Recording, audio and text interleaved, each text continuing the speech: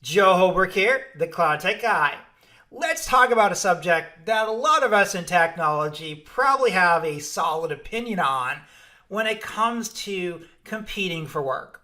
And that is the beloved H-1B visa program that our masters really love to put into place to make sure that none of us slave tards are going to make over what we're making for the last 10, 15 years. But I want to use this time just to show you how this H-1B visa fee that was put into effect in September is really working out. And I want to also put into play a few thoughts as well during this video to get you thinking about what this will likely do to the tech sector in the United States. So let's go ahead and talk about a few things.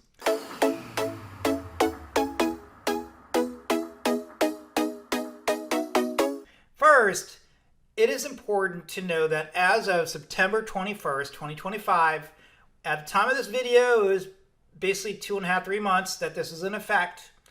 And what is really occurring is if a company has a new application, they're going to have to pay $100,000 extra for that new petition. Now, there's also some additional fee increases that were already into effect. And again, that's beyond the scope of the video, and you probably need an immigration attorney to really explain how they apply and a number of factors.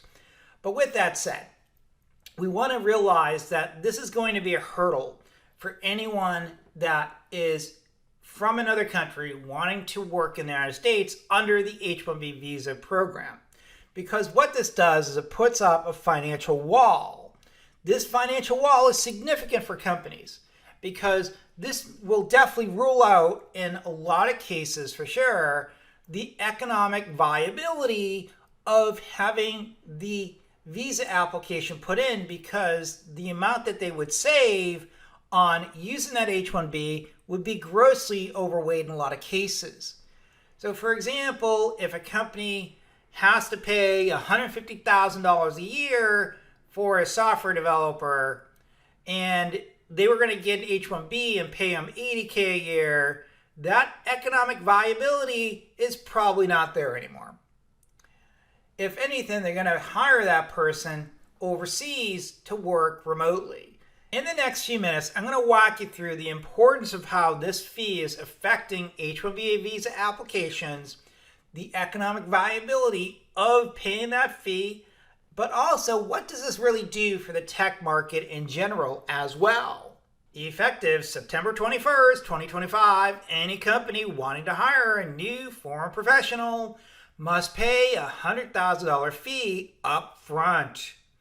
That's a 20-fold increase from last year's $5,000 fee for a large organization. It is important to note that renewals and transfers are currently exempt. But for anyone new looking to get that golden ticket in the United States, it's a harsh reality that it likely won't happen at this point. The rule arrived with zero warning, making it less of a fee and more of a shutoff valve. Why Washington did it? So Washington claims that this protects American wages and crushes fraud from outsourcing body shops. Now, of course, that's probably true to a certain extent, no question about it. But we all know, too, that a lot of these American companies are definitely looking at ways to reduce wages, even for citizens, for roles that they can definitely find here without any challenge at all. It's important to realize, too, that the impact of this fee also correlated as well to a requirement that they hike the wages that they paid H-1Bs as well. So for example, they had to pay up to what's referred to as a 75th percentile. Washington claims that this protects American wages and crushes fraud from outsourcing body shops. Now, to double the impact, they also hiked the H-1B wage requirements to the 75th percentile. In other words, they really had to pay a significant amount more to bring in an H-1B, and that will really help, of course, validate whether or not they could find someone really or not in the United States. So the combination of this massive fee increase also correlated to a wage hike as well. So this is going to force companies to think about, can we afford $250,000 before this person writes a single line of code or not? The lottery gets a facelift too.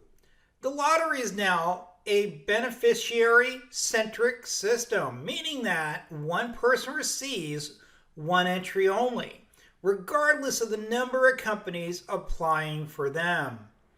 This is a welcome fix, especially when it comes to fairness. But with only 85,000 visas and over 400,000 applicants, it does nothing to soften the blow of the $100,000 fee. It's like rearranging the deck chairs on a very expensive Titanic. What will be the fallout for business? The real-world fallout is likely immediate, and that's going to be everything from a small startup that can't afford a six-figure fee. So what will they do? They'll likely have to move R&D offshore. Now even big tech, which can afford to pay, will now reserve sponsorship for only the most critical roles. Could that be mid-level jobs, senior-level jobs? Who really knows? And what's likely going to happen in a lot of cases is that they're going to be heading to Canada, where the process is cheaper and faster. America keeps the headquarters but loses the engine of growth. Where does the global talent pool flow to now?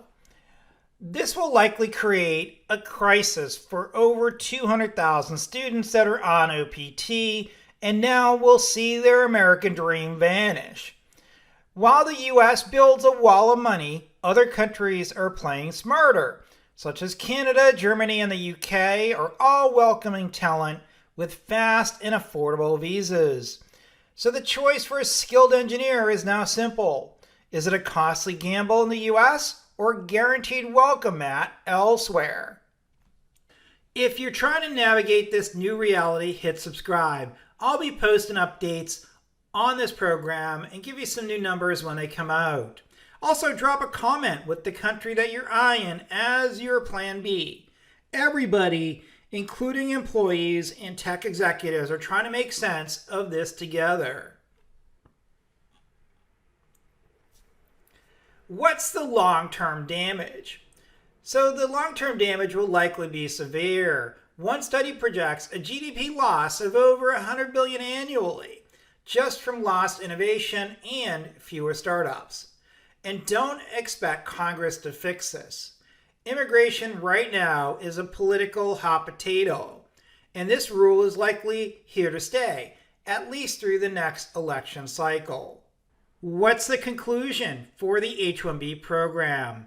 Well, the program is really toast. There's no question the $100,000 fee and the increase in wage requirements is going to change the behaviors of the tech companies and other companies that are hiring H-1Bs.